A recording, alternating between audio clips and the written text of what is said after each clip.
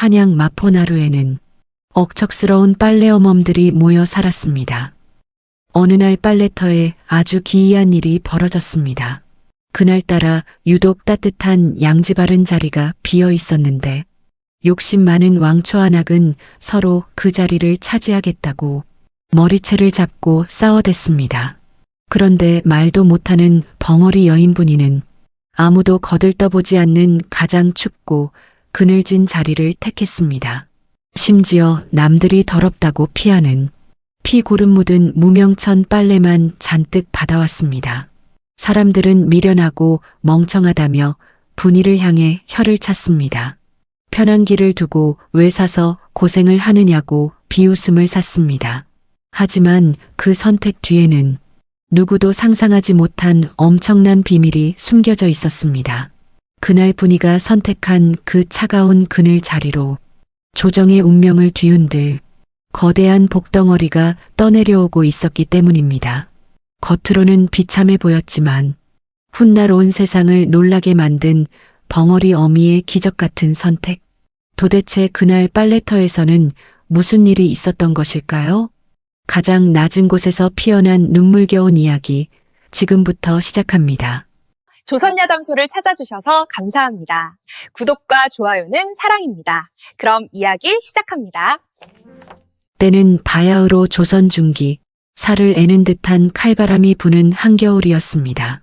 한강 줄기가 꽁꽁 얼어붙어 얼음을 깨지 않고는 물 한 모금 깃기 힘든 날씨였습니다. 마포나루 한기퉁이에 자리 잡은 빨래터는 안악들의 방망이질 소리로 요란했습니다. 아이고 손 시려. 내 팔자가 기구하지. 이 엄동설 안에 남의 속옷이나 빨고 있다니. 안악들은 입김을 호호 불어가며 신세 한탄을 늘어놓기 바빴습니다. 그 틈바구니에서 묵묵히 일만 하는 여인이 있었으니 바로 벙어리 분이었습니다. 분이는 30이 넘은 과부였는데 어릴 적 열병을 앓아 목소리를 잃고 말았습니다. 남편도 일찍이 세상을 떠나고 혈혈단신으로 남의 집 빨래를 해주며 근근히 입에 풀칠을 하고 살았습니다. 말을 못하니 억울한 일을 당해도 항변 한번 제대로 할 수 없었습니다. 어이 벙어리, 저기 쌓인 내 빨래도 좀 헹거나. 잔말 말고 해. 심술궂은 최씨 안악이 자기 일감을 분이 쪽으로 휙 던져버렸습니다. 분이는 화를 낼 법도 하건만 그저 순하게 고개를 끄덕이며 빨래를 받아들였습니다. 손등은 이미 동상에 걸려 붉게 부르터 있었고 손가락 마디마디는 거북이 등껍질처럼 갈라져 피가 배어나왔습니다. 그래도 분이는 쉴 수가 없었습니다. 오늘 품삯을 받지 못하면 당장 저녁에 뗄 쌀 한 줌조차 구할 수 없었기 때문입니다. 해질녘이 되어 강바람이 더욱 매서워질 무렵이었습니다. 다른 안악들은 춥다며 서둘러 짐을 챙겨 떠날 채비를 했습니다. 하지만 분이는 밀린 빨래를 다 마치지 못해 홀로 강가에 남아 있었습니다. 그때였습니다. 저 멀리 상류 쪽에서 무언가가 둥둥 떠내려오는 것이 보였습니다. 처음에는 죽은 짐승이나 나무 토막인 줄 알았습니다. 그런데 가까이 다가올수록 그 모양새가 예사롭지 않았습니다. 붉은 비단 보자기 덮인 커다란 소쿠리였습니다. 가난한 빨래터에는 어울리지 않는 고급스러운 물건이었습니다.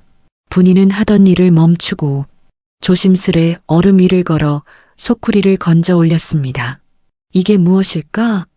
혹시 귀한 양반댁 물건이 잘못 떠내려온 것은 아닐까?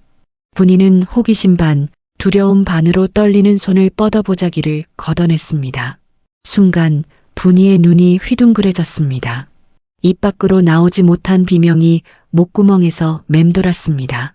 그 소쿠리 안에는 놀랍게도 갓난아기가 들어 있었던 것입니다.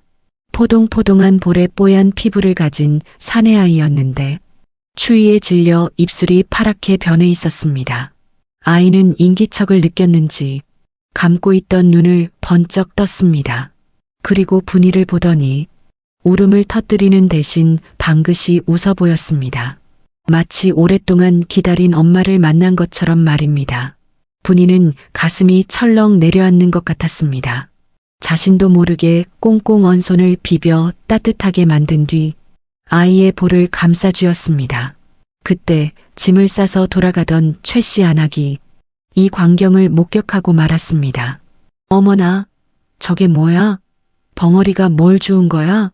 최 씨 안악의 호들갑에 동네 사람들이 우르르 몰려들었습니다. 소쿠리 속의 아이를 본 사람들은 기겁을 하며 뒷걸음질 쳤습니다. 세상에, 핏덩이잖아. 누가 이 추운 날 애를 강물에 버렸어? 이복의 벙어리. 당장 그거 다시 물에 띄워보내. 재수옴부터. 맞아. 물 귀신이 잡아갈라. 부정 타기 전에 얼른 버려. 사람들은 삿대질을 해대며 아이를 버리라고 아우성을 쳤습니다. 혹시라도 귀찮은 일에 휘말릴까봐 두려웠던 것입니다. 분이는 아이를 꼭 끌어안았습니다. 이 작은 생명이 자신을 보고 웃어주었는데 차마 다시 차가운 강물로 밀어넣을 수는 없었습니다. 분이는 고개를 세차게 저었습니다. 절대로 버리지 않겠다는 단호한 눈빛이었습니다. 저 미련한 여편네가 돌았나 봐. 내 입 하나 건사하기도 힘든 주제에 누굴 키우겠다는 거야? 나중에 후회하지 말고 내 말 들어. 그 아이는 저주받은 아이야. 사람들의 독설이 비수처럼 꽂혔지만 분이는 아랑곳하지 않았습니다. 자신이 입고 있던 낡은 무명 저고리를 벗어 아이를 감싸고는 서둘러 집으로 발걸음을 옮겼습니다. 그것이 분이와 아기 길동이의 운명적인 첫 만남이었습니다. 하지만 분이는 그때까지 꿈에도 몰랐습니다. 이 아이의 베넷 저고리 깊숙한 곳에 조선 팔도를 뒤집어 놓을 무시무시한 물건이 숨겨져 있다는 사실을 말입니다. 차가운 강물에서 건져 올린 이 아이가 과연 벙어리 어미에게 복이 될지 아니면 멸문지화를 부를 화근이 될지 운명의 수레바퀴는 이제 막 구르기 시작했습니다. 분이는 품에 안은 아기를 데리고 쓰러져가는 판잣집으로 돌아왔습니다. 차가운 윗목에 아기를 눕히고 젖을 물려보았지만 말라비틀어진 가슴에서는 아무것도 나오지 않았습니다. 분이는 부엌으로 달려가 식은 밥을 끓여 허연 미음을 만들었습니다. 언 숟가락을 입김으로 녹여가며 아기의 입에 미음을 한 방울씩 떠넣었습니다. 아기는 살겠다는 듯이 그 묽은 미음을 쪽쪽 빨아먹었습니다. 그 모습을 보는 분이의 눈에서 소리 없는 눈물이 뚝뚝 떨어졌습니다. 내 배 아파 낳은 자식은 아니지만 이 아이를 굶겨 죽이지 않겠다고 다짐했습니다. 다음 날부터 분이의 삶은 전쟁이었습니다. 동네 젖동량을 다니며 허리를 굽신거렸고 빨래 일감을 2배로 늘렸습니다. 손가락 마디가 터져 피고름이 흐르고 손톱이 빠지는 고통 속에서도 아이가 웃으면 아픈 줄도 몰랐습니다. 그렇게 세월은 유수와 같이 흘러 어느덧 7년이라는 시간이 지났습니다. 강물에서 건진 핏덩이는 길동이라는 이름을 얻고 씩씩한 사내 아이로 자라났습니다. 길동이는 또래 아이들과는 달라도 한참 달랐습니다. 서당 문턱은커녕 먹물 구경도 못 해본 아이였지만 머리가 비상하기 짝이 없었습니다. 빨래터 안악들이 셈을 잘못하여 품삯을 적게 받으려 하면 길동이가 나서서 바로 잡아주곤 했습니다. 아주머니, 지난번에 받은 쌀따뚜에서 오늘 2대를 갚았으니 단량이 아니라 7량을 받으셔야지요. 7살배기가 어른들의 셈을 척척 해내니 사람들은 혀를 내둘렀습니다. 하지만 분이는 길동이가 똑똑한 짓을 할 때마다 가슴이 철렁 내려앉았습니다. 조선 땅에서 천한 신분의 자식이 머리가 좋다는 것은 축복이 아니라 저주가 될 수도 있었기 때문입니다. 혹여나 양반들의 눈에 거슬려 화를 입지는 않을까 늘 노심초사했습니다. 그러던 어느 날 우려했던 일이 터지고 말았습니다. 마포나루 상권을 쥐락펴락하는 악덕 고리대 금업자 최 부자가 빨래터에 나타난 것입니다. 최 부자는 마을 사람들의 피를 빨아먹는 거머리 같은 자였습니다. 그는 으스대며 뒷짐을 지고 빨래터 안악들을 훑어보다가 분이 앞을 가로막았습니다. 이복의 벙어리 지난달에 내가 맡긴 비단 이불 빨래 다 되었는가?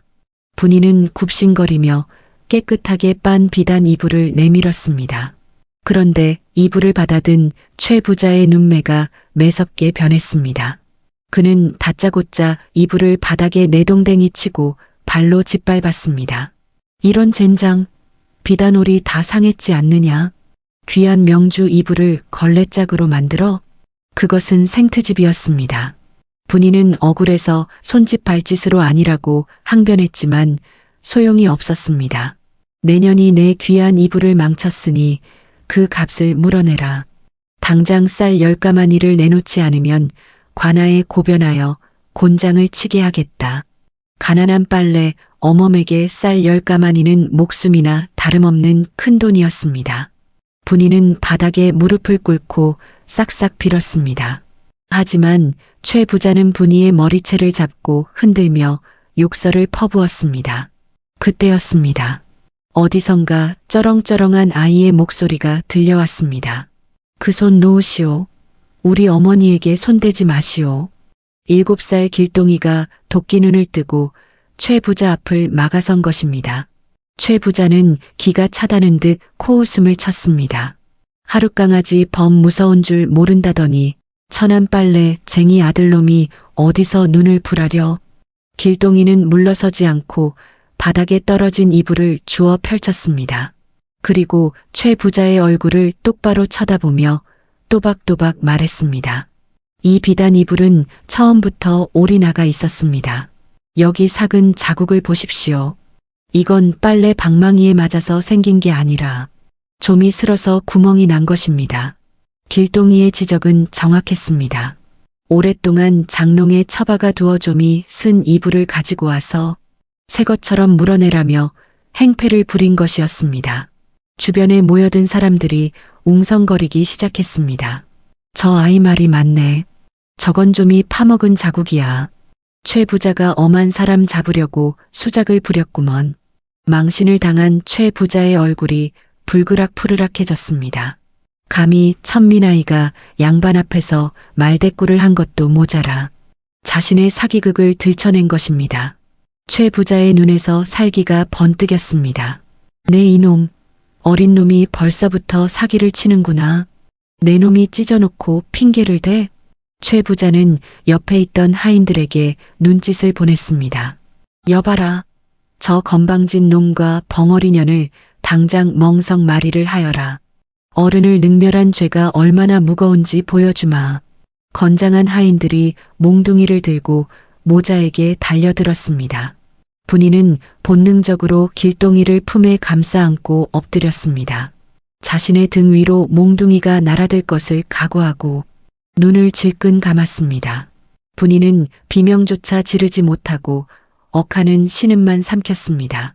길동이가 울부짖으며 어머니를 막으려 했지만 어린 힘으로는 역부족이었습니다. 그렇게 억울하게 매질을 당하고 집으로 쫓겨온 그날 밤 온몸이 피투성이가 된 분이는 끙끙 앓아누웠습니다. 길동이는 울면서 어머니의 등 상처에 된장을 발라주었습니다. 분이는 아픈 몸을 일으켜 장롱 깊숙한 곳에서 무언가를 꺼냈습니다.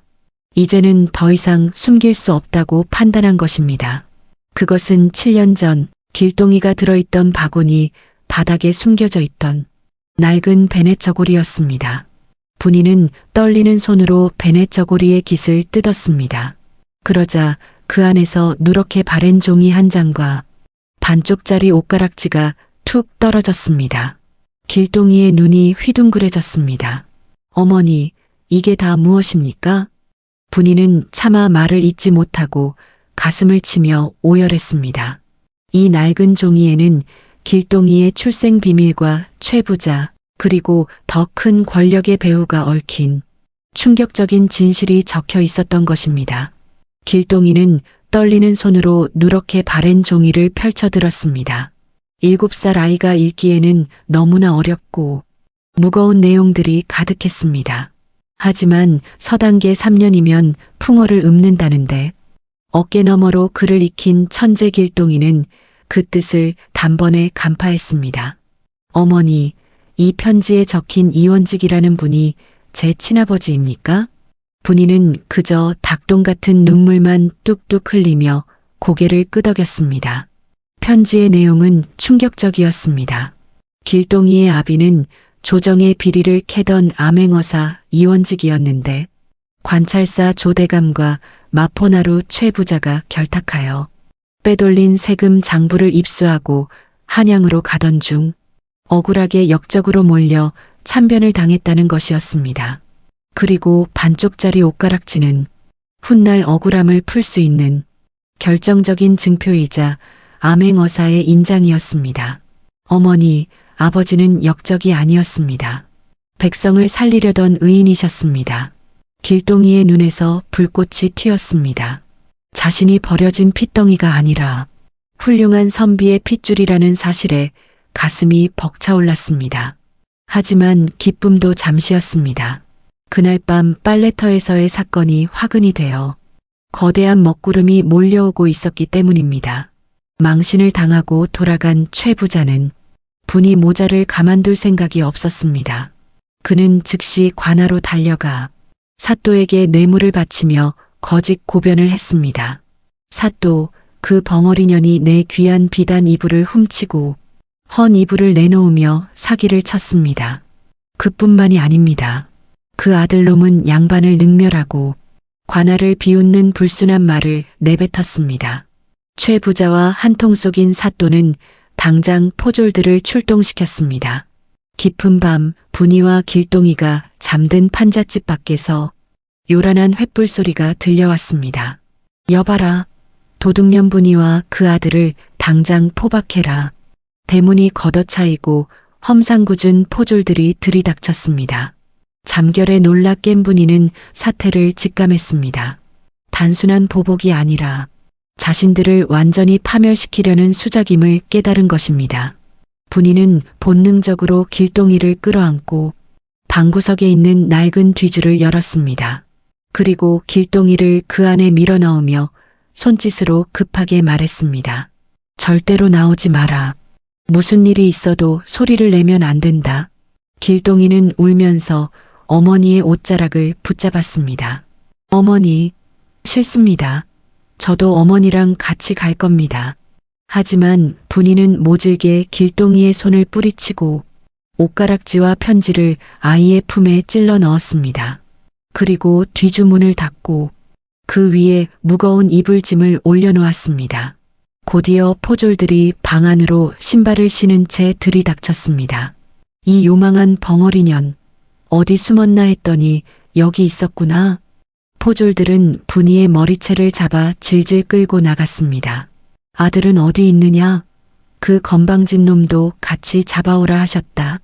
포졸들이 방 안을 이잡듯이 뒤지기 시작했습니다. 장롱을 엎고 솥단지를 깨부수며 난동을 부렸습니다. 분이는 포졸들의 다리를 붙잡고 늘어지며 시선을 돌리려 애썼습니다.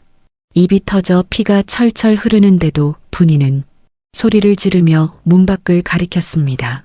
마치 아들은 이미 도망가고 없다는 듯 필사적인 몸짓이었습니다. 이 독한 년, 몽둥이 찜질을 당해야 바른대로 불겠느냐? 포졸이 몽둥이로 분이의 어깨를 내리쳤습니다. 뒤주 속에 숨어있던 길동이는 틈새로 그 끔찍한 광경을 지켜보며 입을 틀어막았습니다. 당장이라도 뛰쳐나가 어머니를 구하고 싶었지만 어머니가 마지막으로 남긴 살아야 한다는 눈빛이 족쇄처럼 발목을 잡았습니다. 결국 포졸들은 아들을 찾지 못한 채 분이만 포박하여 끌고 갔습니다. 이 집구석도 재수 없으니 태워버려라. 최 부자의 하인이 횃불을 지붕 위로 던졌습니다. 메마른 초가 지붕에 불이 붙어 순식간에 활활 타오르기 시작했습니다. 매캐한 연기가 방 안으로 스며들었습니다. 포졸들이 모두 사라진 뒤에야 길동이는 콜록거리며 뒤주에서 기어나왔습니다. 집은 이미 화염에 휩싸여 무너져 내리기 일보 직전이었습니다. 길동이는 품에 안은 옷가락지와 편지를 생명줄처럼 꽉 쥐었습니다. 활활 타오르는 불길 너머로 어머니가 끌려간 관아 쪽 하늘이 붉게 물들어 있었습니다.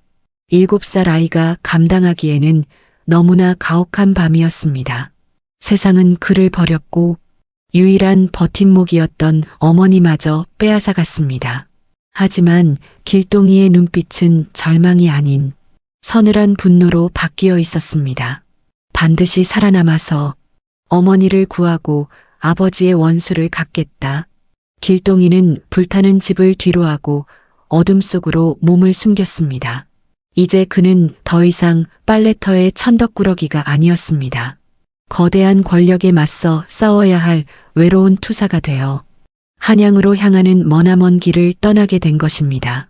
화마가 휩쓸고 간 자리에는 새까만 재만 남았고 7살 소녀는 연기처럼 사라져버렸습니다.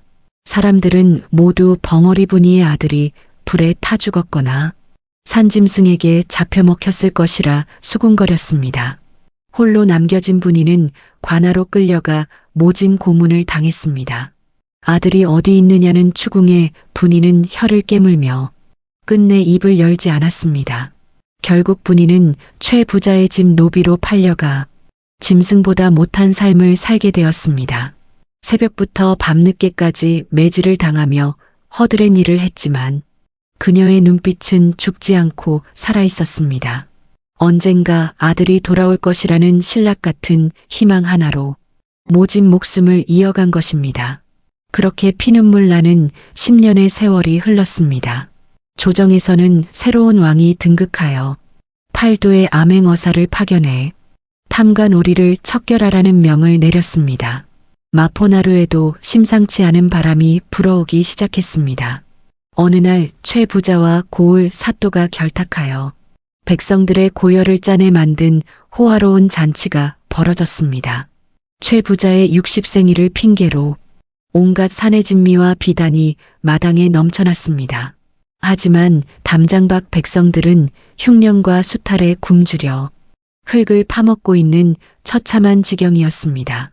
잔치가 무르익을 무렵 최 부자가 술에 취해 흥을 돋우겠다며 끔찍한 제안을 했습니다.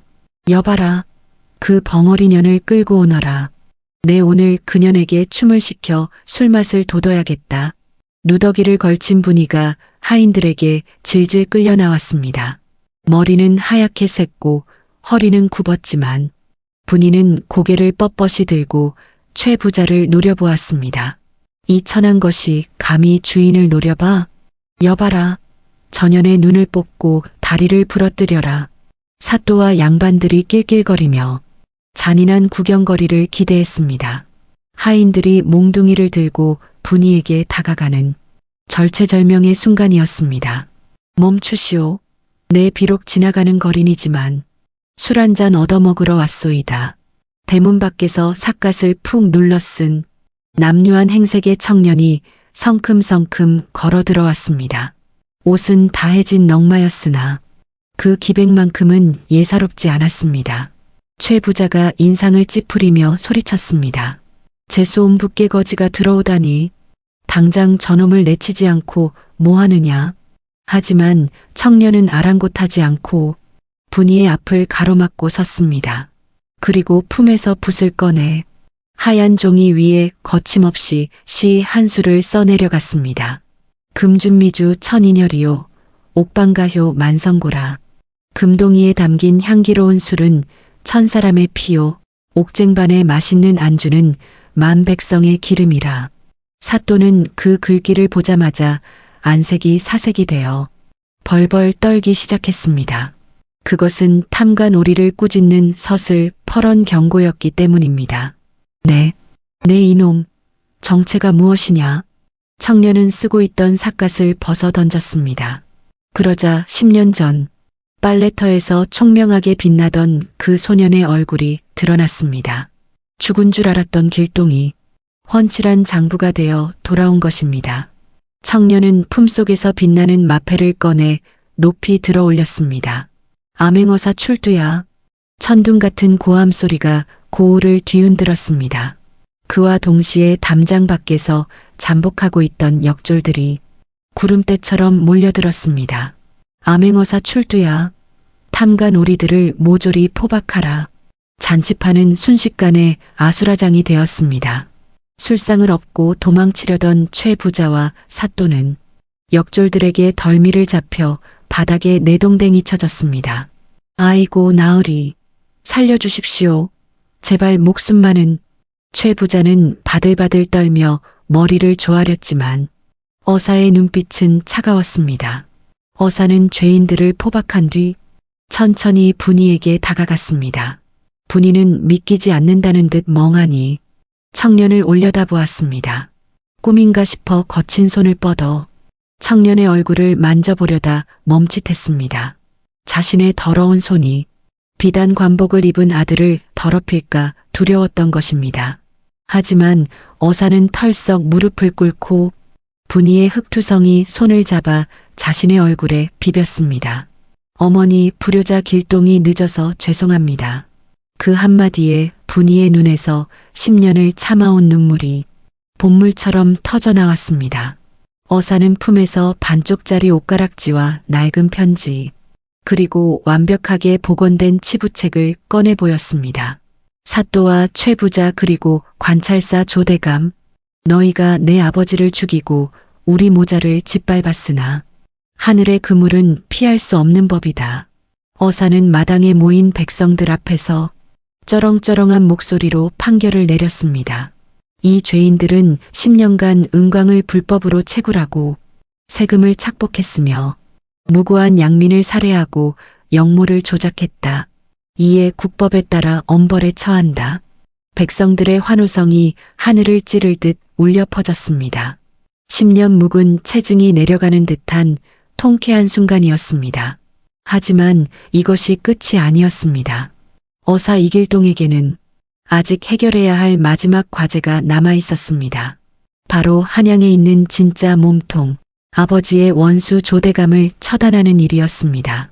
그는 덜덜 떠는 최 부자의 멱살을 잡고 나지막이 속삭였습니다. 내 놈이 살 길은 단 하나다. 조대감에게 보낼 뇌물 마차에 나를 태워 한양으로 보내거라. 어사는 호랑이 굴로 직접 들어가 호랑이의 목을 칠 계획을 세운 것입니다. 길동의 계략은 적중했습니다. 최 부자의 뇌물 마차에 숨어 한양으로 잠입한 길동은 조대감의 안방 깊숙한 곳까지 들어가는데 성공했습니다. 늦은 밤 조대감은 탐욕스러운 눈빛으로 뇌물 상자를 열어젖혔습니다.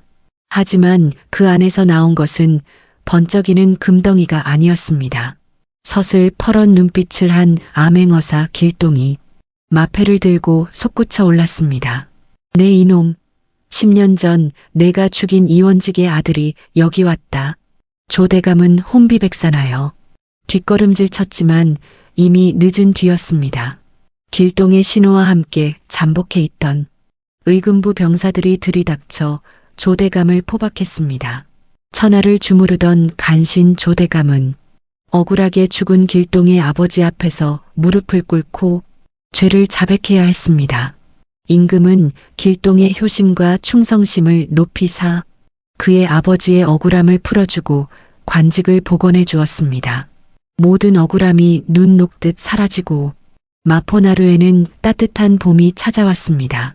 길동은 임금이 하사한 99칸 기와집으로 어머니 분이를 모셨습니다. 평생 남의 빨래만 하느라 쭈그리고 살았던 분이는 비단 방석 위에 앉아서도 안절부절 못했습니다. 자신은 천한 신분이라며 자꾸만 부엌으로 나가 일거리를 찾으려는 어머니를 길동이 붙잡았습니다. 길동은 분이를 자리에 앉히고 품에서 고운 비단 꽃신 한 켤레를 꺼냈습니다. 어머니, 기억나십니까? 제가 5살 때 어머니가 냇가에서 빨래하다가 신발이 떠내려가 맨발로 오셨던 날 말입니다. 분이는 쑥스러운 듯 고개를 숙였습니다. 그때 제가 약속드리지 않았습니까? 나중에 돈 많이 벌면 어머니 발에 비단 꽃신 신겨드리겠다고요. 길동은 무릎을 꿇고 투박하고 갈라진 어머니의 발에 꽃신을 신겨드렸습니다. 평생 차가운 강물에 담겨 퉁퉁 부르텄던 발이 처음으로 호강을 누리는 순간이었습니다. 분이는 소리내어 울지도 못하고 꺽꺽거리며 아들의 어깨를 감싸 안았습니다. 길동은 어머니의 거친 손을 자신의 볼에 비비며 말했습니다. 어머니, 낳아준 은혜보다 길러준 은혜가 더 크다고 했습니다. 제게는 이 거친 손이 세상에서 가장 부드러운 손이고 말 못하는 어머니의 품이 세상에서 가장 따뜻한 안식처입니다. 그날 이후 한양 바닥에는 벙어리 어머니를 지극정성으로 모시는 효자 판서의 이야기가 전설처럼 퍼져나갔습니다. 분이는 더 이상 빨래터의 천덕꾸러기가 아니라 모든 사람의 존경을 받는 대부인이 되었습니다. 세월이 흘러 분이가 눈을 감던 날, 그녀는 길동의 손바닥에 손가락으로 글씨를 썼습니다. 고맙다. 말은 한마디도 할 수 없었지만 그 짧은 세 글자에는 평생의 사랑이 담겨 있었습니다. 피 한 방울 섞이지 않았지만 그들은 세상 그 누구보다 진한 모자지간이었습니다. 우리는 가끔 잊고 살아갑니다. 진정한 가족이란 핏줄로 이어지는 것이 아니라 서로를 위하는 애틋한 마음으로 맺어진다는 사실을 말입니다. 차가운 강물에서 건져 올린 것은 단순한 아기가 아니라 벙어리 여인이 세상에 남긴 가장 위대한 기적이었습니다. 강물은 쉬지 않고 흘러가지만 그 물결 속에 스며든 어머니의 눈물과 사랑은 영원히 마르지 않을 것입니다. 오늘 밤 여러분의 곁에 있는 소중한 사람의 손을 한번 따뜻하게 잡아보는 건 어떨까요? 말하지 않아도 전해지는 진심이 얼어붙은 마음을 녹여줄 것입니다. 오늘 이야기 마음에 깊은 울림이 있으셨는지요? 구독과 좋아요로 소중한 인연이 이어졌으면 합니다. 여러분의 따뜻한 마음에 가슴 뭉클한 사연으로 정성껏 보답하겠습니다. 지금 어느 지역에서 함께하고 계신지 편하게 댓글로 말씀 주시면 감사한 마음 담아 반갑게 인사 올리겠습니다. 댁내에 늘 평안이 깃들길 바라며 지금까지 조선야담소였습니다. 감사합니다.